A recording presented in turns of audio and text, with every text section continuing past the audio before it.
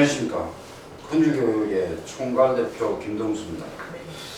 근데 컨유교육에 대해서 이제 잘 모르시기 때문에 컨유교육이라는 하나의 회사입니다. 회사인데 그 구성원 멤버가 그 총괄대표로부터 제일 그 담당 이사들까지 모두가 그 학원 강사로 구성되어 있어요. 그래서 하는 일은 주로 이제 광고 사업에서부터 교육 관련 출판, 그다음에 앱 개발, 다양하게 그 교육에 관한 모든 것은 다 합니다.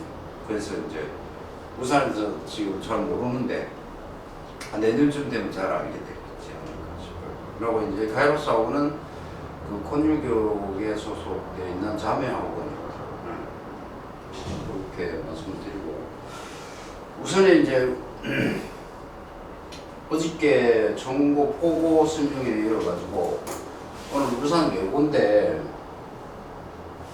전국 포고는 이른바 이제 자율형 사립고 자사고고 울산 외고는 이제 그 일종의 이제 특목의 하나에 해당되는 그런 경우인데 그래서 이제 그 울산 외고에 사실 그 외고를 설립한 목적이 뭐냐면 당연하죠. 외국어 능력을 조기에 향상시키자라는 게 원래 학교가 설립된 취지인데 지금은 이제 어떤 추세로 가느냐면 뭐 입시 전문 기관화했다 뭐 이렇게 평가를 하죠. 그래서 이제 그런 평가 때문에 특목 사사고를 없애자는 주 타겟이 사실은 외고입니다. 그래서 아시다시피 서울대학교 진학률이 가장 높은 학교가 어디냐면 서울에 있는 대일외고, 대원외고였습니다. 그렇기 때문에 외고가 주 타겟이 되어 있고 그 다음에 2025년부터 일반고로 전환이 되는 상황입니다. 근데 지금 그 중3 애들은 아무 관계가 없어요. 전혀 관계 없는 거예요. 그게 일반고로 전환되든 어쨌든 지금 애들은 아무 상관이 없는 거고 그래서 울산 외고에 대해서 지금 중요한 게 뭐냐면 지금 시점에서는 중요한 게 우리 애가 울산 외고를 가는 게 좋은지 안 가는 게 좋은지 그게 포인트라고. 그게 포인트고 그 다음에 울산 외고로 갔을 때 어떤 장점이 있고 단점이 있고 그 다음에 외고의 기존 선배들이 공부를 어떻게 했으며 진학률은 어떤지 뭐 이런 게 더 궁금할 것 같아요.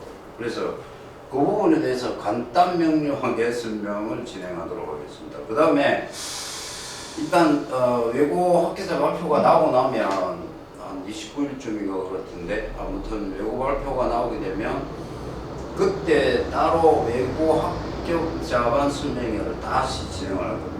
그때 되면은 이제 외고에 들어가서 어떻게 입시 전략을 짜고 이렇게 할 것인가는 그때 가서 다시 한번 설명을 드릴 기회가 있을 거라고 생각합니다. 그래서 우선은 울산 외고 입학 전 상황에 대해서 중점적으로 말씀을 드리고 싶습니다.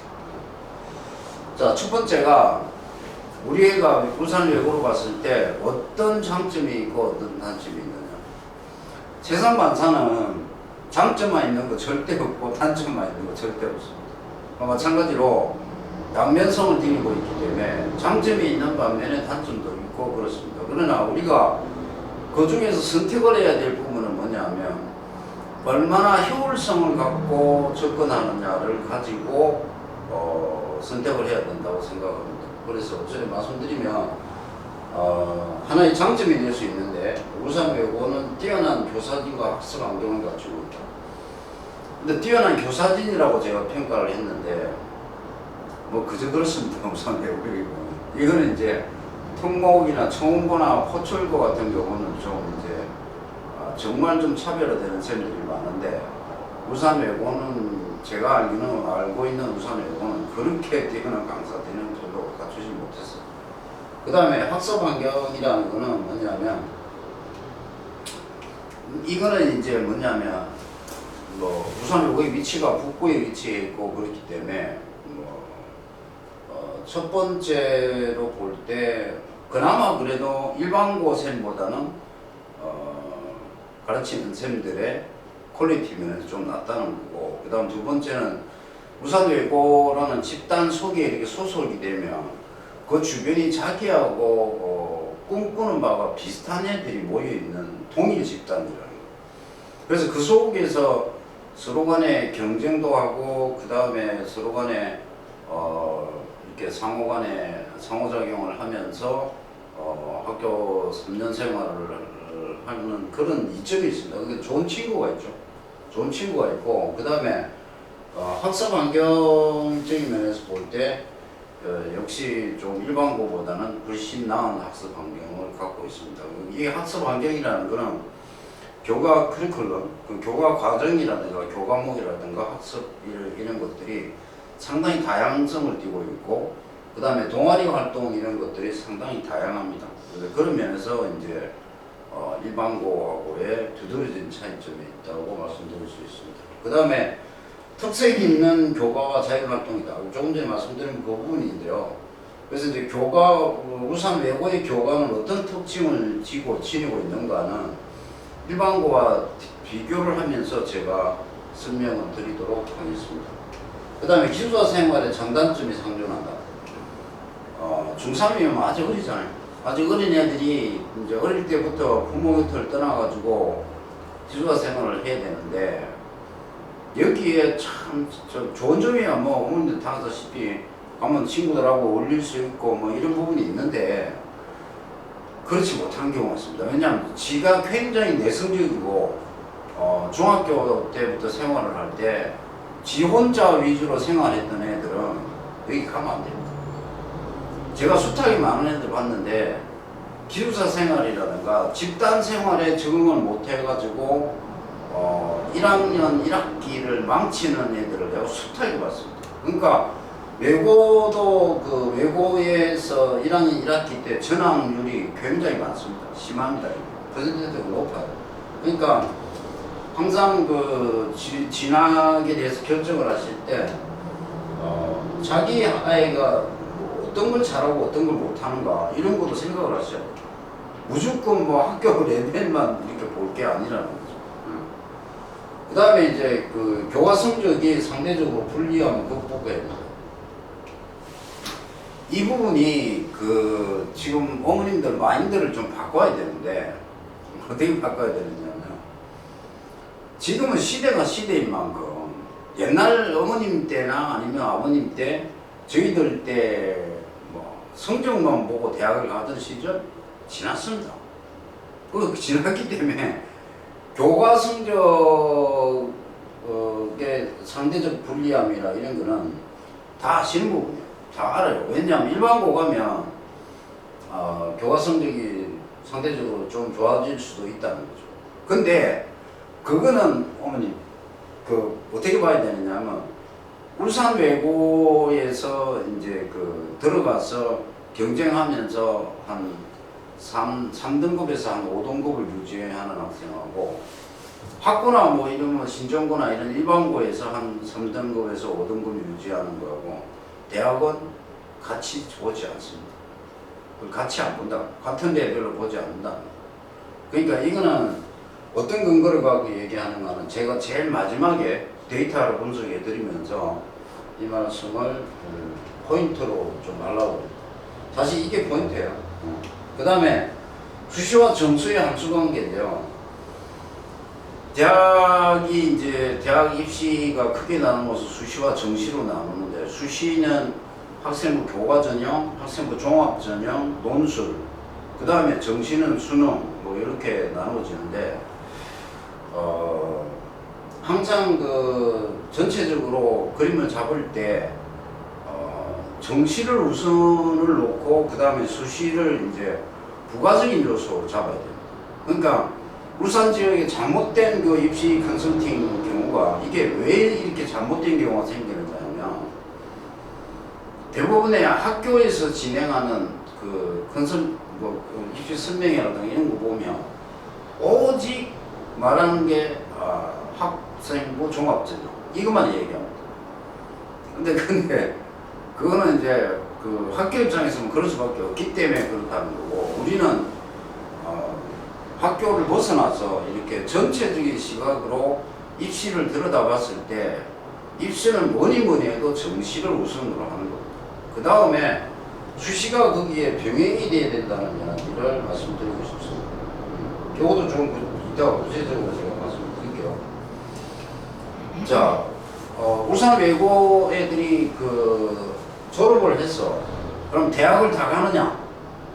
얼마나 가느냐? 가면 그거부터 한번 볼까요? 보시면 총합해가지고 남녀 비율이 그 울산 외고는 특히 그 여자들의 비율이 높죠. 이게 왜 그럴까요? 어학은 상당히, 어학이라는 게 원래가 상당히 꼼꼼해야 되고 치밀해야 됩니다. 그런 면에서 여자들의 어떤 성향과 굉장히 매치가 되는 부분이 많기 때문에 그렇습니다. 그래서 여자가 116명, 그 다음 남자 43명, 그래서 159명 졸업을 했는데 이 전문대학을 꽤 가요, 어머니. 1.9%예요. 근데 포고 같은 경우에는 0.8%가 전문대학을 가는데 울산 외고는 한 1.9%, 한 2명 정도 갑니다. 그 다음에 대학교가 이제 86.2%가 대학을 진학을 하고, 역시 외고답게 국외대학 유학을 가는 친구가 0.6% 정도 됩니다. 그래서 진학률은 88.7%고, 미진학률이 11.3%예요. 그러니까 11.3%는 뭐 할까요? 뭐 취직할까요? 얘들이 이른바 재수생입니다. 재수의 비율이 11% 된다. 10명 중에 1명은 재수합니다. 청고 같은 경우에는요, 한 해 대학 입학하는 애보다도 재수하는 애들이 더 많습니다. 그러니까 4대 6으로 재수생 비율이 더 높아요. 그리고 여기 합격생들의 비율을 한번 살펴볼 때 얘들이 그러면 학종이나 학생부 교과 전형 수시로 가는 비율이 얼마나 될까? 상식적으로 울산 외고는 정시 비율이 높습니다. 얘들 수시의 비율이 높은 게 아니에요. 88.7%. 그 말씀을 잠깐 드릴까요? 자, 경쟁률을 한번 볼까요? 경쟁률을 보면은 전국에 31개의 외고가 있는데 이 외고의 그 경쟁률을 쭉 살펴보시면은 최근에 전반적인 경향이 많이 떨어지고 있습니다. 올라가는데 대부분이 과거에 비하면 많이 떨어지고 있다. 많이 떨어지고 있다. 그래서 울산 외고 같은 경우에는 보시면은 사회통합 일반 이렇게 있죠. 그 사회통합 전형은 뭐고 일반 전형은 뭐냐? 사회통합 전형이라는 거는 이제 저소득층 아니면은 뭐 이렇게 다문화가정, 그 다음에 국가보험대상 뭐 이런 특정한 어떤 그런 사회적인 통합을 기하기 위한 그런 전형을 따로 다 갖고 있습니다. 모든 외고가 그 동일하게 사회통합 전형을 하고 있습니다. 그래서 요건 뭐 필요 없고 일반 전형일 때 이제 그 161명, 140 뭐 이래가지고 총 225명 지원해가지고 경쟁률이 상대적으로 볼 때 252명이죠. 그래서 요것도 좀 떨어졌어요. 작년에 좀 떨어졌고 그렇습니다. 그래서 좀 올라온 데가 지금 뭐 조금 상대적으로 약한 쪽에 강원도라든가 아니면 경기 지역이 조금 이제 오르는 추세에 있다고 이렇게 보시면 될 것 같습니다. 그래서 외고가 오히려 상대적으로 많습니다. 네.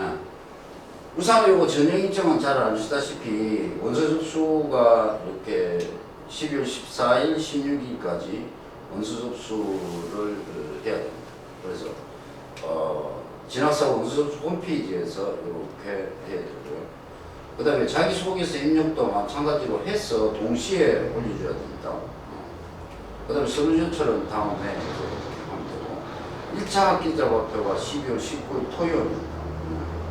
홈페이지를 통해서 발표하고 면접이 12월 22일 화요일이고 최종 학기자 발표는 올 연말이네요. 12월 31일 날 발표하도록 이렇게 전형 일정이 잡혀 있습니다. 그럼 외고 어떻게 뽑느냐? 외고 시험 성적은 어떤 것들을 보느냐? 그러면 1단계 전형은 아시다시피 영어만 가지고 봅니다. 영어 내신 성적 100%고 그 다음에 출결 점수는 감점시킵니다. 감점시킵니다. 그래서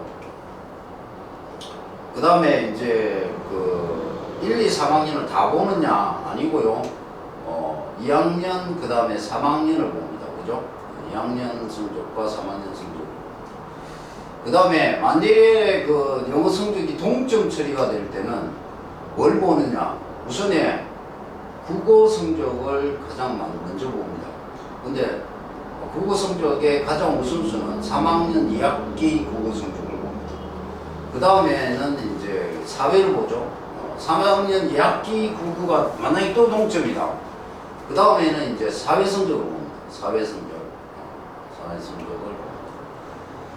그 다음에 또 동점일 경우는 3학년 1학기 국어, 3학년 1학기 사회 이런 순서로 이렇게 내려갑니다. 그 다음에 이제 1단계에서 합격을 하게 되면 서류 전형에서 통과를 하게 되면 2단계가 이제 전형이 시작되는데 2단계 전형은 면접입니다. 그래서 1단계 점수 160점에 면접 점수 40점이죠. 40점인데 이 면접 점수 40점은 자기주도 학습 능력을 20점으로 보고요. 그 다음에 인성 관련해 갖고 20점을 봅니다. 그래서 합해가 40점이 배점이 돼 가지고 전형이 이루어집니다.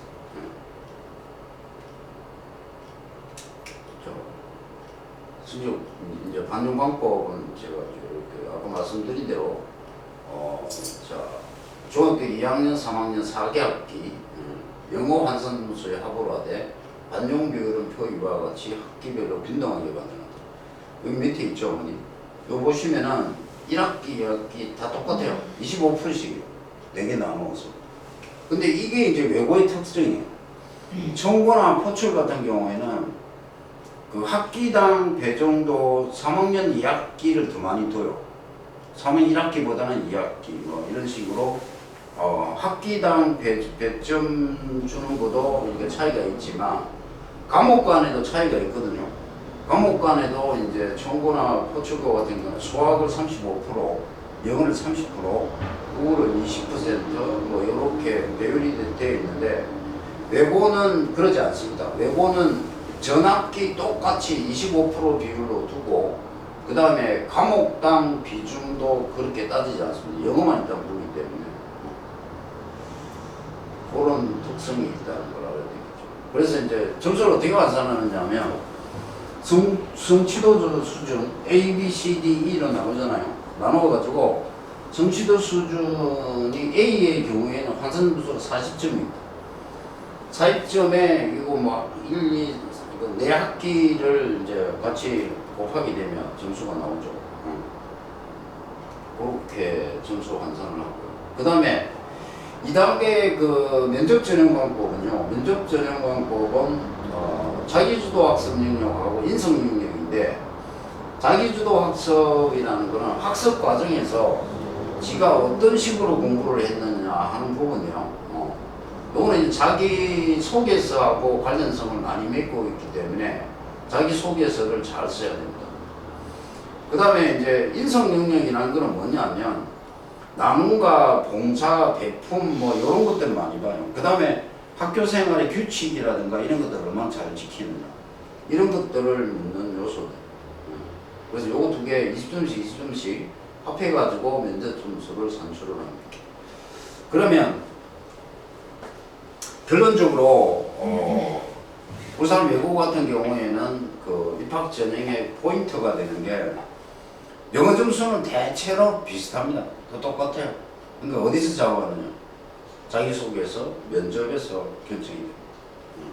그렇게 보시면 될 것 같습니다. 자, 그러면 자기소개서가 중요한데 자기소개서 작성할 때 들어가서는 안 되는 거 있습니다. 이거 들어가면 무조건 탈락입니다. 그러니까 예를 들어서 자기가 토플, 토익, 탭스, 공인영어 점수가 있다. 그거를 쓰면 안 됩니다. 그 다음에 교과목 점수, 석차, 교내 입상 실적, 자격증, 영재교육원, 뭐 수료 요구 이런 것도 들어가면 안 됩니다. 그 다음에 부모 있는 인인 친인척의 사회 경제적 지위를 암시하는 내용 이거 안 되고요. 그 다음에 지원자 본인을 알 수 있는 이름이나 출신 중학교 등 인적 사항을 암시하면 안 됩니다. 그래서 여기에 잘못된 자기소개서 작성 예시가 있죠. 이거 보시면은 중학교 1학년 때 토익 점수 응시했다, 450점 받았다 이런 내용 들어가 있어요. 이건 안 되죠. 그 다음에는 뭐 경시대회 참가해서 입상했다. 이거 안 되고요. 영어 인정시험에서 최고 수준에 도달했다. 뭐 이런 이야기도 들어가면 안 됩니다. 그 다음에 어떤 사회적 지위를 나타내는 무슨 지금 검사장이신 아버지 뭐 이런 내용이 들어가면 안 되고요. 공공방송반이라고 표현이 들어가면 출신 중학교가 드러나요. 그래서 이런 것들도 쓰면 안 됩니다. 자기소개서 잘 써야 됩니다. 이런 것들을 조심해야 되고요. 울산외고 같은 경우는 그러면 자기소개서를 1500자를 쓰게 되어 있어요. 띄어쓰기를 제외하고 1500자를 써야 되는데 여기에 이제 주로 써야 되는 게 앞부분에 서두에 들어가야 될 게 지원하게 된 동기와 고등학교 입학 후 꿈과 끼 이게 키워드입니다. 꿈과 끼를 살리기 위한 활동 계획 그 다음에 중학교 재학 중에 자기주도 학습 이게 또 키워드예요. 그러니까 꿈과 끼 자기주도 학습 요거 두 가지죠. 그 다음에 뭐냐면 인성요소입니다. 배려, 나눔, 협력, 규칙 준수 이런 것들에 관한 경험을 써야 됩니다.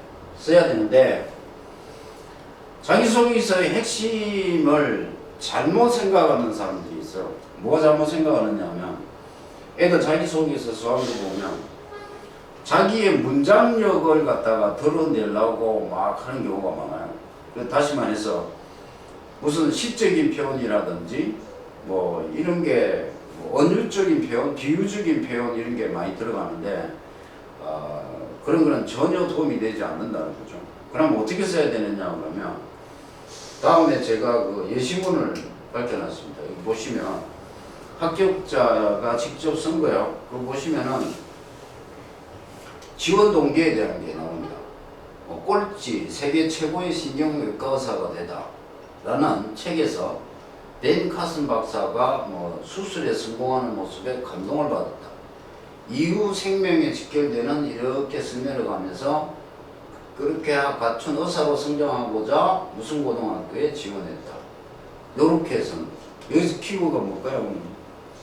주로 책을 인용하면 좋습니다. 책을 통해서. 책을 인용해서. 요거 사진 좀 찍어봐 드리겠습니다. 네. 책을 인용해서 이제 글을 쓰시면 되죠.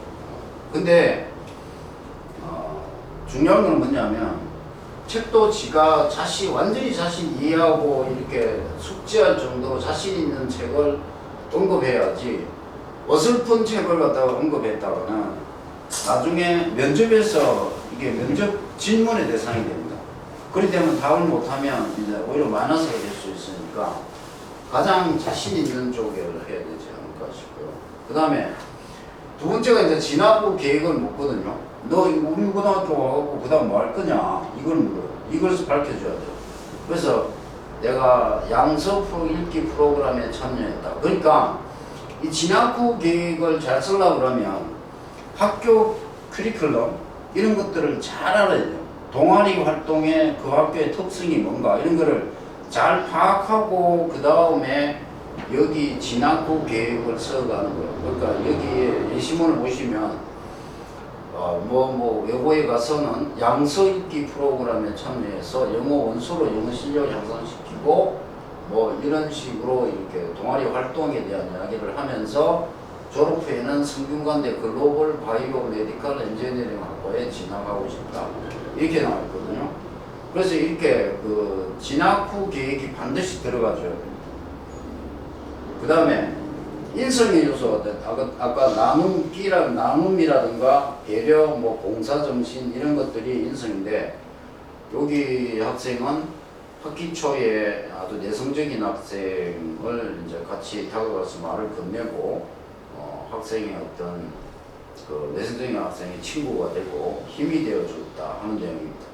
그래서 이런 것들이 들어가야 되는데 문제는 뭐냐면 사실을 사실대로 전달해야 되고 사실을 전달하면서 자기가 경험했던 거 거기서 느꼈던 거 이런 것들을 디테일하게 쓸 필요가 있어요. 그냥 사실 팩트만 전달하는 게 아니라 팩트를 전달하면서 자기가 뭘 그 행동을 통해서 얻은 바가 뭐고 깨친 바가 뭐고 이게 나중에 어떻게 될 것이다. 내가 인생을 살 때 어떤 큰 경험을 하는 계기가 되었다. 이런 내용들을 이제 구체적으로 이렇게 진술하는 게 자기소개서입니다. 그래서 자기소개서에는 비유적인 표현, 은유적인 표현이 들어갈 필요도 없고 들어가서는 안 된다는 얘기입니다. 요거 작성 예시를 참고를 하시기 바랍니다. 그 다음에 이제 입학 후에 전략을 잠깐 말씀드리면요. 우리가 고등학교 올라가면 고등학교에 이제 교과목 편성이 어떻게 되어 있는가 하는 교육부에서 정해준 일반고의 편성 커리큘럼입니다. 일반고에. 요거는 다 모든 대한민국의 고등학교가 다 똑같아요. 똑같다고. 그래서 이제 국어 같은 경우에는 화법과 작문, 독서, 언어와 매체, 문화, 수학 같은 경우는 뭐 잘 아세요. 수학원, 수학2, 미적분, 확률과 통계, 영어는 영어회화, 영어원, 영어 독해와 작문, 영어2 뭐 이렇게 되죠. 물리, 과학 같은 경우는 물리, 화학, 생명과학, 지구과학 이렇게 되고 그 다음에 교양에 보면 철학, 논리, 심리, 교육, 종교학, 진로와 보건, 환경, 실용경제, 논술 이런 것도 깔개는 되어 있습니다. 근데 요걸 학교마다 다 달라요. 까는 학교도 있고 안 까는 학교도 있습니다. 그래서 이제 요런 일반고의 경우입니다. 일반고의 이런 이제 교과 과정을 디테일하게 제가 밝혀놓은 겁니다. 자, 그러면 2019년도 1학년 작년 1학년 학생들이 외고 학생들이 공부를 어떻게 했는가를 한번 살펴보겠습니다. 전체 학과에서 제일 처음에 이제 포인트가 되는 게 국영수만 한번 살펴볼까요? 국영수를 보시면은 국어 평균점, 수학 평균점, 영어 평균점이 거의 65점 정도밖에 안 돼요. 그 이야기는 뭐냐면 외고 내신 시험 문제가 까다롭다는 겁니다. 그 중에서도 잘 보시면 알지만 영어를 보십시오. 영어는 표준 편차가 10점인데 자, 성취도 평가 비율이 A 비율이 18.8%밖에 안 돼요. 근데 반면에 E 비율이 38%라는 거죠. 이거는 외고 하면은 영어를 꽤 잘하는 애들이 가는데 외고 영어 내신 성적이 어느 정도 어려운가를 알 수가 있다고. 그러니까 애들이 들어간 뒤에도 이게 E 받는 애가 외고 학생이 영어 E를 갖다가 40%나 받아요. 10명 중에 4명이 그렇다고. 그러니까 영어를 그냥 영어 단순하게 중학교 때 성취도 평가 비율이 A 등급이었다. 그렇다고 외고를 간다. 그건 절대 아닙니다. 영어는 울산 외고 영어 애들이 정말 뛰어난 애들만. 여기 10%가 있잖아요. 여기 18.8%. 아니 20%는 정말 뛰어난 애들이에요. 그러니까 요거도 참고를 하셔야 된다는 거죠. 그 다음에 국어 보십시오. 국어 같은 경우 자 A 비율이 0.6%밖에 안 되고 CD에 다 몰려 있습니다. CD에. E 받는 애도 15.6%. 그래서 이제 그 수학은 비교적 쉽게 나온다고 보셔야 되겠죠. 수학은 비교적 쉬운데 영어하고 국어가 이게 외고 장난이 아니다.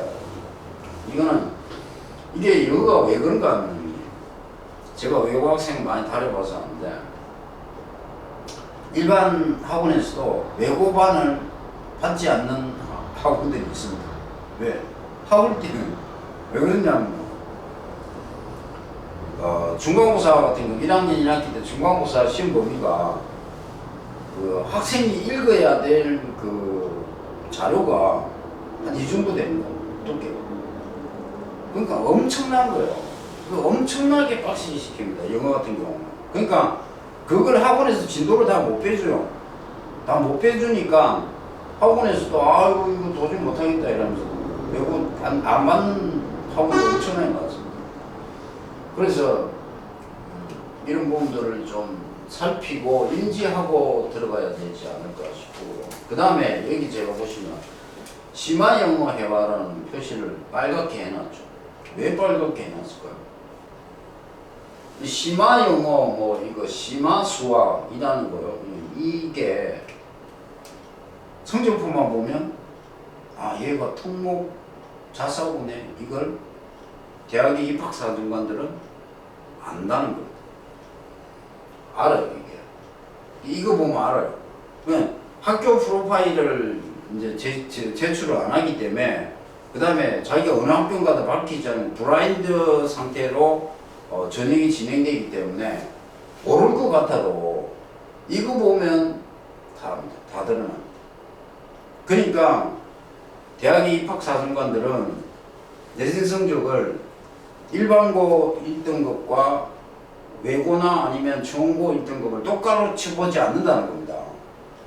그걸 교육부에서 이번에 감사를 했는데 그 증거를 못 잡았잖아요. 그 증거를 어떻게 잡았고. 그러니까 다 감안을 하고 있기 때문에 아까 교과 성적에 좀 떨어지는 걸 걱정할 필요가 없다는 얘기예요. 제 이야기는. 아까 지게 그 우산외고 진학률을 보시면 80% 거의 90%가 가잖아. 걔들 뭐로 가? 대부분 반 정도는 학종으로 간다고. 학생부 종합전형. 그러면 학생부 종합전형의 취지가 뭐냐? 학교 성적만 보지 않는다는 거예요. 그 다음에 교과를 보더라도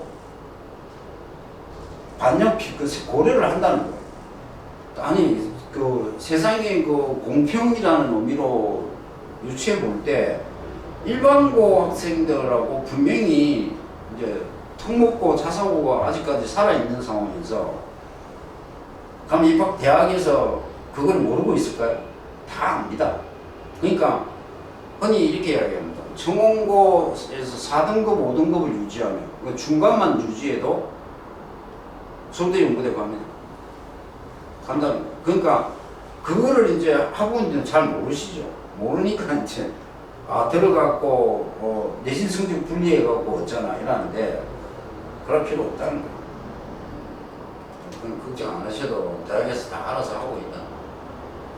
여기도 보시면은 2학년 과정에 보시면은 심화 영어 독해 뭐 이런 거 심화 과정이 붙어 있습니다. 자, 이제 그렇고요. 2024년 지금 중3부터 입시가 급격하게 바뀝니다. 급격하게 바뀌는데 대충에 어떻게 바뀌는가만 내용만 좀 잠깐 전달 드리고 다음에 합격자 설명회 때 구체적으로 설명을 드릴게요. 자, 우선에 학생부 기록을 할 때 학생 생활기록부 상의 변화가 교과 성적란에 방과후 학교에 관련된 거 기재를 자체를 안 해요. 기재 자체를 하지 않고 그 다음에 영재교라든가 또 발명교육이라든가 이런 거는 쓰기는 쓰는데 반영은 안 한다는 거예요. 참고를 안 한다는 거예요. 그 다음에 동아리 활동도 이게 자율 동아리는 반영하지 않습니다. 생활기록부에 기록은 하는데 자율 동아리는 반영하지 않는다. 자율 동아리하고 일반 동아리하고 다르거든요.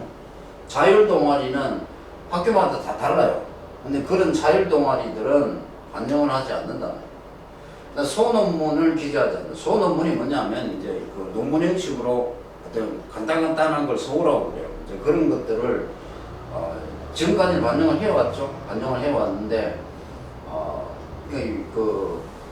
지금 고1, 2들 요때부터는 소논문을 기재하지 않습니다. 그래서 소논문 미기재. 그 다음에 봉사활동 같은 경우는 특기사항 기재하지 않습니다. 그 다음에 개인봉사는 반영하지 않는다. 적대 반영은 하지 않는다. 진로 활동은 그 진로 희망은 반영하지 않는다는 거죠. 그래서 자수는 크게 변화가 없어요. 여기 교과는 500자, 그다음에 동아리는 500자. 근데 자수 좀 궁금하시죠? 여기에 보통 우리가 글로 이렇게 표현할 때 삼행 정도를 쓰면 그게 200자라고 생각하시면 됩니다. 이렇게 세 칸 쓰면 그게 200자 나와요. 한글. 띄어쓰기 제외하고. 선생님, 저기 아까 죄송한데 아까 번가오 뭐일 기재하지 않는다 하고 저거를 다 그 조국 사건 때문에 일어나는 그런 문제 때문에 기재하지 않는다고 이렇게 그렇게 보시면 됩니다. 그것 때문에 이렇게 생깁니다. 그것 때문에. 그 다음에 이제 그 생활기록부상에 수상경력이라든가 수상경력 반영하지 않습니다. 적대 반영하지 않습니다. 독서활동도 반영하지 않습니다. 그러니까 독서활동을 반영하지 않는다고 하고 그러면 독서 관련 사항은 전 필요 없느냐? 이건 아닙니다. 미반영이라는 거죠. 그 다음에 자기소개서 폐지합니다. 그 다음에 추천서도 폐지됩니다. 그 다음에 학생부 비교과 영역 기재 예시입니다. 대입 반영 변화인데 학생부에 주로 어떤 게 들어가느냐면 요게 들어갑니다. 자율활동, 동아리활동, 봉사활동, 진로활동, 수상경력, 독서활동 이런 것들이 들어가죠. 이런 것들이 들어갑니다. 요 소위 말해서 6가지가 들어가죠. 요 6가지 중에서 이제 지금 중3부터는 좀 간단해집니다. 어떤 게 간단해지냐면 자율활동과 동아리인데 정규 동아리는 그 반영을 하고요. 쓰고 그 다음에 자율동아리 같은 거는 반영하지 않습니다. 그 다음에 청소년 단체 활동 들어간 거, 뭐 우주청소년단 이런 거 기재하지 않습니다. 그 다음에 봉사활동은 학교 내의 봉사활동이죠. 요거는 이제 반영을 하는데 개인적으로 뭐 요양 봉사를 했다든가 이런 거는 반영하지 않습니다. 그 다음에 진로활동에서 진로상담, 멘토링, 직업탐색활동 이런 것들은 반영합니다. 수상경력은 아예 반영하지 않습니다. 지금까지는, 지금 고2까지는 이걸 반영을 했거든요. 학기당 1회의 수상경력을 기록할 수 있었어요. 그 다음에 독서활동, 요것도 이제 반영하지 않는다라고 되어 있습니다. 자, 그 다음에요. 마지막으로 제가 드린 말씀이 아까 제가 말씀드린 대로 대학은 성적만으로 가는 시대가 지났다라는 말씀을 드렸는데 왜 그런 말씀을 드렸을까 하면요. 여기 요 데이터를 잘 유심히 보시면은 서울소재대학교 한 2,800명 학생들을 대상으로 그 학생들 중에서 그러니까 내신 성적이 1등급에서 1.5등급 학생이에요. 이런 학생들이 그 대학을 지원했을 때 합격과 불합격률을 보면 우리가 알 수가 있다는 거죠. 그러니까 1등급, 1.5등급이라는 얘기는 공부 진짜 잘하는 애들이요. 그런 애들을 대상으로 데이터 분석을 해보니까 자 대학교 수시에 3가지 전형이 있다고 그랬죠. 학생부 종합전형, 교과전형, 논술. 그러니까 학생부 교과전형은 뭐냐면 학교 성적만 보는 거예요. 학교 성적만 보는 거예요. 그 다음에 학종은 학교 교과 성적 플러스 그 다음에 비교과 영역. 아까 말씀드린 자율활동, 동아리활동, 뭐 봉사, 독서활동 뭐 이런 것들을 다 생활기록부를 참고로 한다는 거죠. 그 다음에 논술은 인문논술, 수리논술 이렇게 나누죠. 인문논술, 수리논술 나눕니다. 그렇게 나누었을 때 학종으로 그 지원을 한 율이 가장 많아요. 보세요. 80%잖아요. 그죠? 80%. 그러니까 지금은 대세가 수시의 대세가 학종입니다. 학종. 교과전형은 왜 안 가느냐? 주요 10개 대학이라는 말을 자주 쓰는데 이른바 뭐 서울에 있는 대학들이죠. 서울에 있는 유명 10개 대학인데 그 10개 대학은 주로 전형관법이 학종입니다. 학종. 학생부 교과 전형을 이제 위주로 하는 학교는 조금 2류, 3류급의 대학들이 학생부 교과 전형으로 합니다. 그렇게 보시면 돼요. 자, 그렇게 보면은요, 여기에 불합격률 한번 볼까요? 불합격률이 학종의 경우에는 60%, 반올림합니다.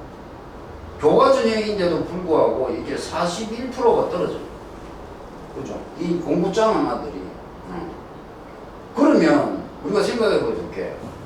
저렇게 성적이 좋은 애들이 왜 떨어지는 줄 알아야니까요. 왜 떨어지는? 이 불합격률이 이렇게 높은 이유가 도대체 뭐냐 하면은 얘들을 지금 알 수 있는 거는 내신 성적만 알 수 있는 거잖아요. 그러면 대학이 내신 성적만 안 보고 다른 걸 본다는 얘기잖아요. 그거예요. 그러면 내신 성적만 보는 게 아니고 다른 것도 보니까 면접도 보고 아까도 말씀드린 인성도 보고 그러면 우리 학교 들어와갖고 얘가 얼마나 발전 가능성이 있는가 이런 것도 본다는 겁니다. 그래서 이제 그 대학 입시의 어떤 변화의 그를 읽어야 되지 않겠죠. 그러니까 이걸 디테일하게 제가 데이터 분석을 했어요. 자 보니까 연세대학교 지원자가 490, 한 500명 지원했는데 이 보십시오. 불합격률이 63%예요. 63%. 그 다음에 여기 보시면 서울대는요 거의 60% 떨어진다고 보죠. 그 다음 상대적으로 가장 불합격률이 낮은 대학이 한국외대입니다. 제 모교인데요. 한국외대가 이거 18%밖에 안 돼. 그러면 한국외대는 결론이 나오죠. 뭘 주로 본다? 성적을 주로 본다. 이 대학. 학과 성적을 주로 본다는 거죠. 그 다음에 이제 뭐 아주대에서부터 이렇게 유니스트 한번 볼까요? 유니스트 보시면은 유니스트도 거의 66% 불합격률이 나옵니다. 12명 지원했는데 그래서 전체적으로 제가 말씀을 드릴 수 있는 부분이 결론적으로 전문 컨설턴트 입장에서 이제 팁을 드리자면 핵심적으로 요약을 딱 드릴게요. 그럼 첫 번째, 어머님들이 가장 걱정 많이 하시는 특목이나 사사고를 봤을 때 내신이 불리하지 않겠는가? 그렇지 않다는 이야기를 제가 데이터를 통해서 설명을 드렸어요. 그 다음에 두 번째는 그 자기가 대한민국의 어느 지역이 있든지 간에 대입 컨설팅은 첫 번째가 정시라는 겁니다. 정시. 그 다음에 부수적으로 수시로 넘어가야 된다. 전략을. 그렇게 세운다는 의미에서 두 번째 말씀드린 부분이고, 그 다음에 세 번째는 어쨌든 그 좋은 쌤들, 좋은 친구들을 찾아서 가려면 특목이나 사사고를 가야 됩니다. 그래서 결론을 말씀드리면 제가 오랜 경험을 통해서 볼 때 울산 외고를 갈 것인가 일반고를 갈 것이나 고민하시는 모든 분한테 저는 울산 외고를 가야 된다고 합니다. 왜 그러냐? 첫 번째 아까 말씀드린 두 번째까지 말씀드렸고요. 그 다음 가장 중요한 부분은 뭐냐면 울산 외고나 아니면 사사고를 가려고 하는 친구들은 대부분이 성취 욕구가 굉장히 높은 애들입니다. 자기가 인생에 설정한 목표, 꿈 이런 것들을 달성하기 위해서 굉장히 나름대로 정말 노력하고 이렇게 하는 친구들인데 그 친구들이 만약에 일반고로 가면 그 어떤 성취 욕구가 감소하거나 떨어집니다. 대체로. 그래서 지하고 비슷도로 비슷한 그런 성취 욕구를 가진 친구들하고 같이 경쟁을 하다 보면 제 인생에 큰 플러스가 될 수 있다.